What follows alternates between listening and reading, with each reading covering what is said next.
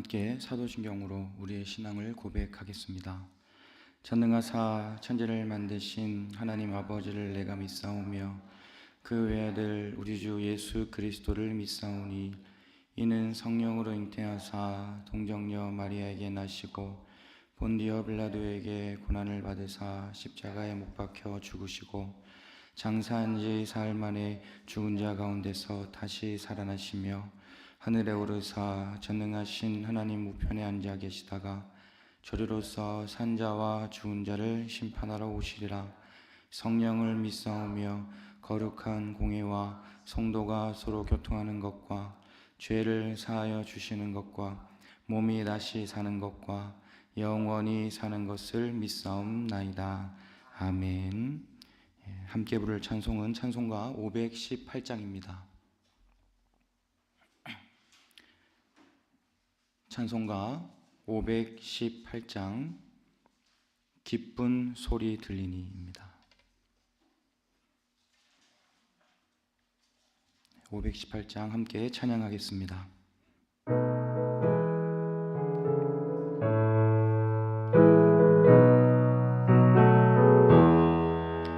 기쁜 소리 들리니 예수 구원하신다. 만민에게 전하라. 예수 구원하신다. 주님 명령하시니 산을 넘고 물 건너 온 세상에 전하라. 예수 구원하신다. 바다들아 외쳐라. 예수 구원하신다. 모든 죄인 들으라. 예수 구원하신다. 모든 소망 일어나. 메아리 쳐 울려라. 복음 중에 복음은 예수 구원하신다. 환난 중에 하는 말 예수 구원하신다. 다시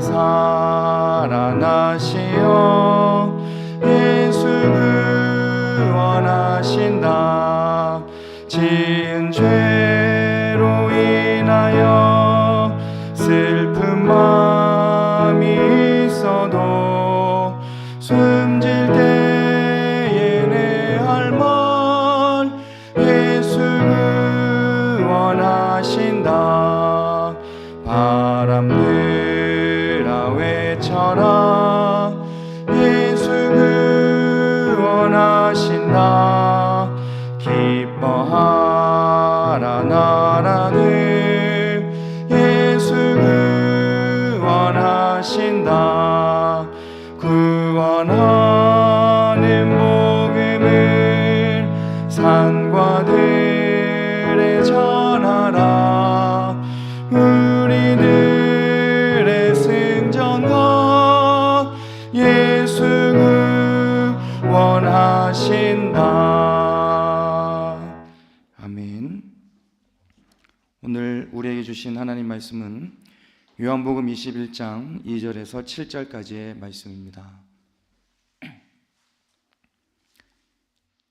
요한복음 21장 2절에서 7절까지의 말씀입니다.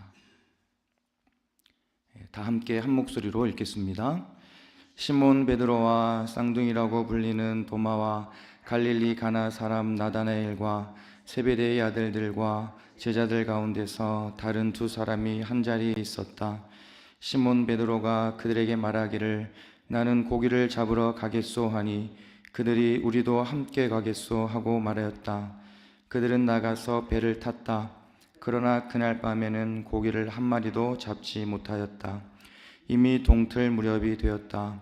그때 예수께서 바닷가에 들어서셨으나 제자들은 그가 예수이신 줄을 알지 못하였다.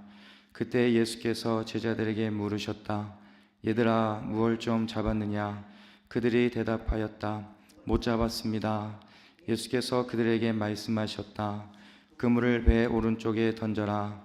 그리하면 잡을 것이다. 제자들이 그물을 던지니 고기가 너무 많이 걸려서 그물을 끌어올릴 수가 없었다. 예수가 사랑하시는 제자가 베드로에게 저분은 주님이시다 하고 말하였다. 시몬 베드로는 주님이시라는 말을 듣고서 벗었던 몸에다가 겉옷을 두르고 바다로 뛰어내렸다. 아멘. 네, 오늘도 변함없는 사랑으로 우리들 인도하시는 하나님의 은혜가 여러분 모두에게 충만히 임할 수 있기를 간절히 소망합니다. 우리가 함께 읽은 이 본문의 말씀은 예수님께서 부활하신 뒤에 세 번째로 제자들에게 나타나신 그런 장면입니다. 오늘 본문을 통해 제자들을 향한 그 예수님의 마음이 어떤지를 알 수 있을 뿐만 아니라 우리 모두를 향한 그 예수님의 마음도 알 수 있는 그런 본문입니다. 본문을 보면 시몬 베드로를 포함한 7명의 제자가 등장합니다. 3절 말씀을 보시면 베드로는 고기를 잡으러 가겠다라고 이야기하죠.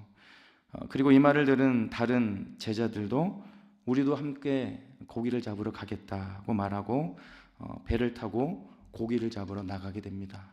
그런데 이어지는 3절 후반절을 보시면 이렇게 기록되어 있어요. 그러나 그날 밤에는 고기를 한 마리도 잡지 못하였다.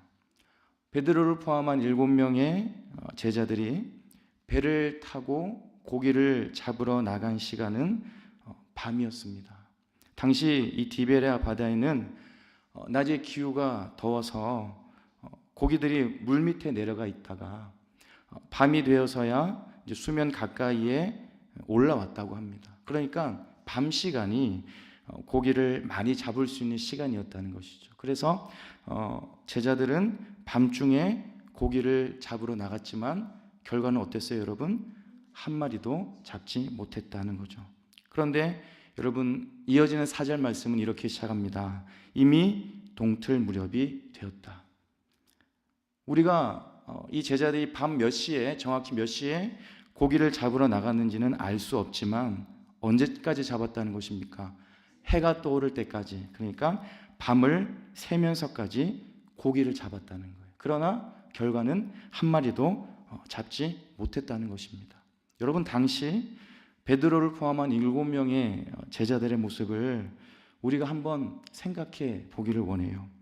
여러분, 그들은 갈릴리의 어부 출신들이었습니다. 고기를 잡는 데는 전문가들이었고 나름대로 경험도 많이 있었을 거예요. 그런데 밤이 새도록 고기를 잡으려고 했지만 한 마리도 잡지 못하고 해가 떠버린 거예요. 여러분, 그들의 마음이 어땠을까요? 모든 노력이 헛수고인 것 같고 허탈했을 수도 있을 것 같습니다. 그리고 밤을 새도록 그물을 내리고 걷고를 반복하면서 아마 좀 힘이 빠져 있을 것이고 기진맥진한 상태가 아니었을까 생각을 하게 됩니다. 그런데 여러분, 중요한 것은요, 바로 그때 예수님께서 제자들에게 찾아오셨다라고 하는 거예요.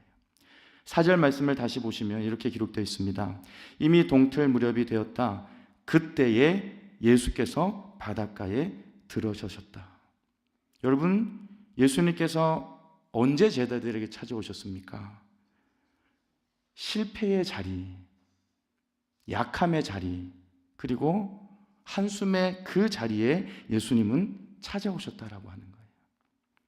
무기력하고 허탈함을 느끼는 그 자리에 예수님께서는 찾아오셨고 그 제자들을 만나주셨고 제자들과 대화하셨다는 것이죠.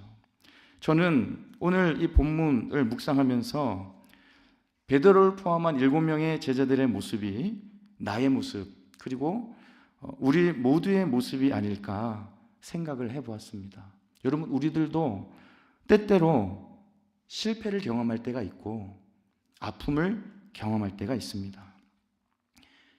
나의 약함을 뼈저리게 느낄 때도 있습니다.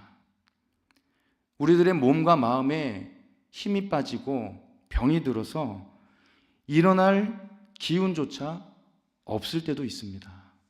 하지만 그런 우리들에게 예수님께서 찾아오시고 예수님께서 우리들을 만나주시고 위로하시고 힘과 용기를 주신다는 것입니다.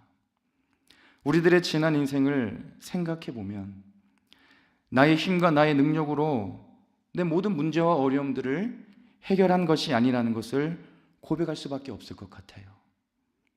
도저히 나의 힘과 능력으로 해결할 수 없고 지치고 힘든 바로 그 자리에 예수님께서는 찾아오셔서 여러분 한 분 한 분을 붙잡아 주셨고 일어나게 하셔서 여기까지 여러분 모두를 인도해 주신 것입니다. 그것이 오늘 본문을 통해 예수님께서 우리에게 주시는 다시 한번 생각나게 하신 그런 은혜라는 것이죠. 내가 어려움을 겪는 그 자리, 고난과 아픔의 자리에 여러분 우리가 기억해야 될 것은요, 나는 혼자가 아니라는 사실입니다. 예수님께서 함께 하신다는 것이죠. 오늘 본문에서 밤이 새도록 고기를 한 마리도 잡지 못해서 허탈하고 힘이 빠진 제자들 가운데 찾아오신 그 예수님처럼 지금 여러분의 삶의 자리에 있는 그 연약함 속에 예수님께서 찾아오셔서 여러분들 만나주시고 위로하시고 일어나게 해 주실 줄로 믿습니다. 마태복음 9장 36절을 보면 이런 말씀이 기록되어 있어요. 예수께서 무리를 보시고 그들을 불쌍히 여기셨다. 그들은 마치 목자 없는 양과 같이 고생에 지쳐서 기운이 빠져 있었기 때문이다 라고 기록되어 있습니다. 여러분, 예수님의 시선은요, 목자 없는 양과 같이 지쳐있는 사람들, 그리고 기운이 빠져있는 사람들에게 향해 있었다는 것이죠. 힘들고 어렵고 고통 중에 있는 사람들에게 예수님의 시선이 향해 있었고, 예수님은 그들에게 찾아오셨고 그들을 회복시키셨고 그들을 구원해 주셨다는 것입니다. 여러분, 우리도 마찬가지입니다. 예수님의 시선은 여러분 한 분 한 분에게 향해 있는 줄 믿습니다. 우리들을 보시고 우리들을 불쌍히 여기시고 긍휼히 여기시는 분, 바로 예수님이라는 것이죠. 여러 가지 세상 일들로 고생하고 기운이 빠져 있는 우리들, 그리고 몸과 마음에 약함이 있는 우리들을 바라보시고 찾아오셔서 회복시켜 주시는 분이 바로 예수님이심을 오늘 이 새벽 우리는 고백하게 되는 것입니다. 여러분, 고난의 자리는요, 주님을 만나는 통로가 될 수 있는 자리입니다. 그리고 나의 연약함을 인정하는 그 자리에 주님의 능력이 임하게 되는 것입니다.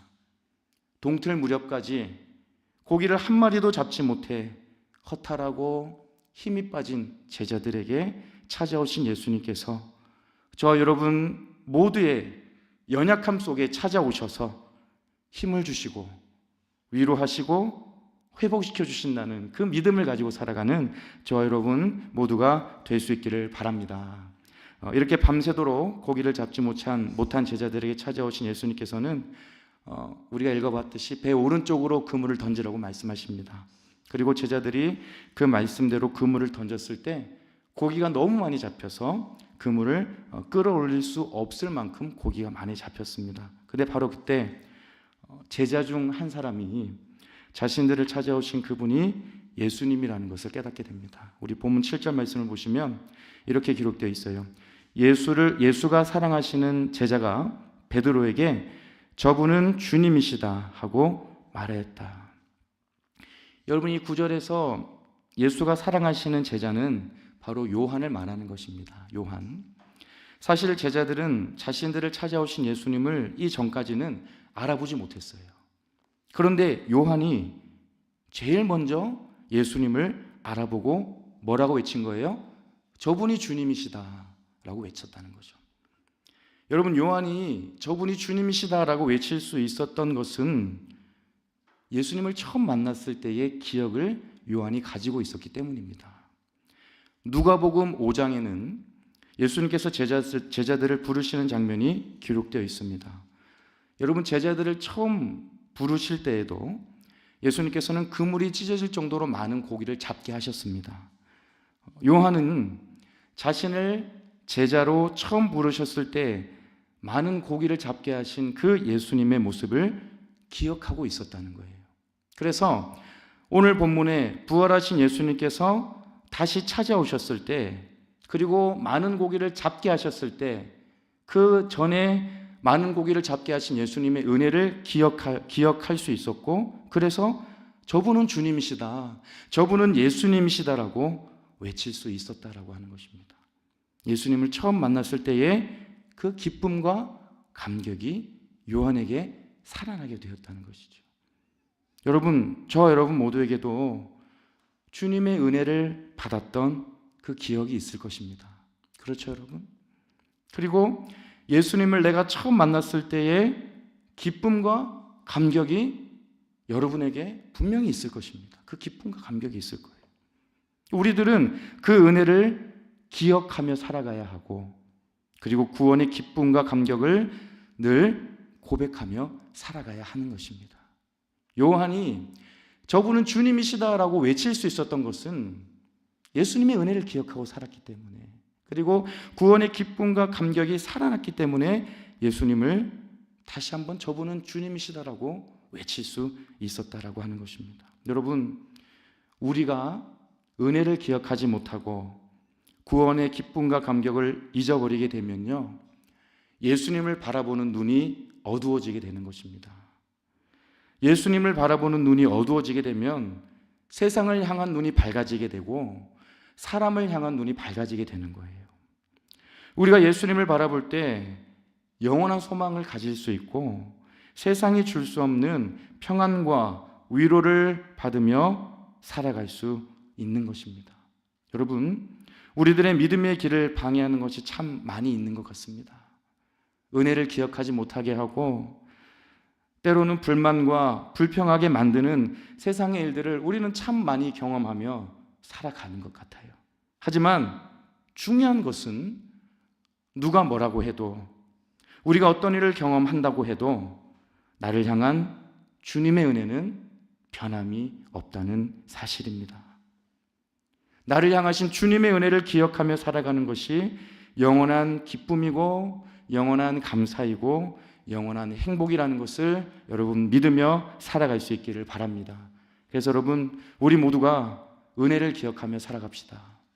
그리고 그 구원의 기쁨과 감격을 다른 세상의 어떤 것에도 빼앗기지 맙시다.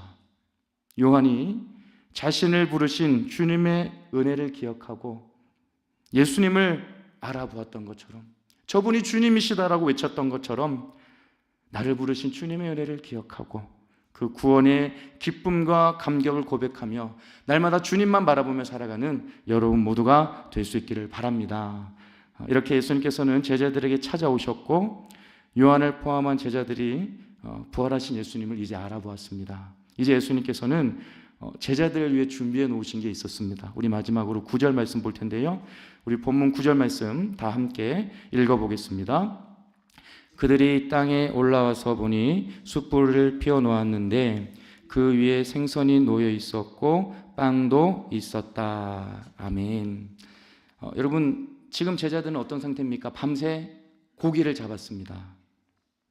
아마 고기를 잡는데 집중하느라 제대로 먹지도 못했을 것이고 제대로 쉬지도 못했을 것입니다. 그런데 여러분, 그런 제자들을 위해 예수님께서 준비하신 것은요, 숯불을 피우시고 그리고 생선과 빵을 준비해 놓으셨다는 거예요. 이른 아침 차가운 날씨에 고생하던 제자들의 몸과 그 마음을 따뜻하게 해주시기 위해, 그리고 아무것도 먹지 못한 그 배고픔을 채워주시기 위해 사랑의 마음을 담아 이 모든 것들을 예수님께서 준비해 두셨다는 것입니다. 여러분, 우리 예수님께서는 우리들을 사랑의 눈으로 바라보실 뿐만 아니라 우리에게 필요한 것들을 공급해 주시는 분이신 줄 믿습니다. 예수님은 여러분 한 분 한 분을 향해 따뜻한 마음을 가지고 계시는 거예요. 우리들을 혼자 외롭게 내버려 두시는 것이 아니라 언제나 함께 하시고 위로하시고 소망을 주시는 분이 바로 예수님이십니다. 오늘 이 본문의 장면이 그 예수님을 우리가 다시 한번 알게 해주는 장면입니다.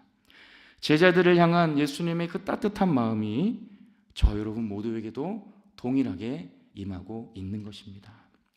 요한복음 6장 35절을 보면 예수님께서 이렇게 말씀하셨어요. 내가 생명의 빵이다. 내게로 오는 사람은 결코 줄이지 않을 것이요 나를 믿는 사람은 다시는 목마르지 않을 것이다 라고 말씀하셨습니다. 예수님은 생명의 빵으로 이 세상에 오셨습니다. 그리고 결코 줄이지 않을 것이고 영원히 목마르지 않을 것이라고 우리들에게 약속해 주셨습니다. 여러분, 이 예수님의 약속을 기억하고 나의 모든 연약함을 채우시고 회복시키는 예수님, 내가 고난의 자리에 있을 때, 내가 때로는 아픔의 자리에 있을 때 그 모든 아픔과 고난과 연약함을 주님의 능력으로 채워주시고 일어나게 하시는 그 예수님을 바라보시고 예수님만 의지하며 살아가는 여러분 모두가 될 수 있기를 우리 주님의 이름으로 축복합니다. 기도하겠습니다. 사랑과 은혜가 충만하신 하나님 아버지, 많이 더워진 날씨 가운데서도 날마다 우리와 동행해 주시고 우리들을 붙드시고 인도하여 주시니 감사를 드립니다. 우리들의 모든 것은 다 하나님의 은혜인 줄 믿습니다. 날마다 그 은혜를 기억하게 하시고 고백하게 하시고 내 연약함 속에 날마다 찾아오셔서 우리들을 부르시고 우리들의 손을 잡아주시고 우리들을 회복시켜 주시는 예수님만 바라보며 날마다 믿음으로 나아가는 우리들의 삶이 되게 하여 주시옵소서. 밤새도록 고기를 잡기를 원했지만 한 마리도 잡지 못한 제자들에게 찾아오셔서 그들을 위로하시고 숯불을 피우시고 빵과 고기를 준비해 주셔서 힘을 내게 하신 예수님께서 지금 이 시간도 변함없이 우리에게 찾아오셔서 우리에게 힘과 용기를 주시는 줄 믿습니다. 우리는 연약하고 부족하지만 우리 주님은 전능하신 분이시고 우리들의 모든 문제와 어려움을 해결하시는 분이신 줄 믿사오니 그 주님만 바라보고 그 주님만 의지하며 살아가는 우리들의 삶이 되게 하여 주시옵소서. 오늘도 새날을 주심에 감사드립니다. 이 한날도 하나님의 기쁨과 영광을 위해 살아가는 우리들의 삶이 되게 하여 주시옵소서. 모든 것 감사드리며 예수 그리스도 이름으로 기도드립니다. 아멘. 하늘에 계신 우리 아버지여, 이름이 거룩히 여김을 받으시오며 나라에 임하옵시며 뜻이 하늘에서 이룬 것 같이 땅에서도 이루어지이다. 오늘날 우리에게 일용할 양식을 주옵시고 우리가 우리에게 죄 지은 자를 사하여 준 것 같이 우리 죄를 사하여 주옵시고 우리를 시험에 들게 하지 마옵시고 다만 악에서 구하옵소서. 대개 나라와 권세와 영광이 아버지께 영원히 있사옵나이다. 아멘.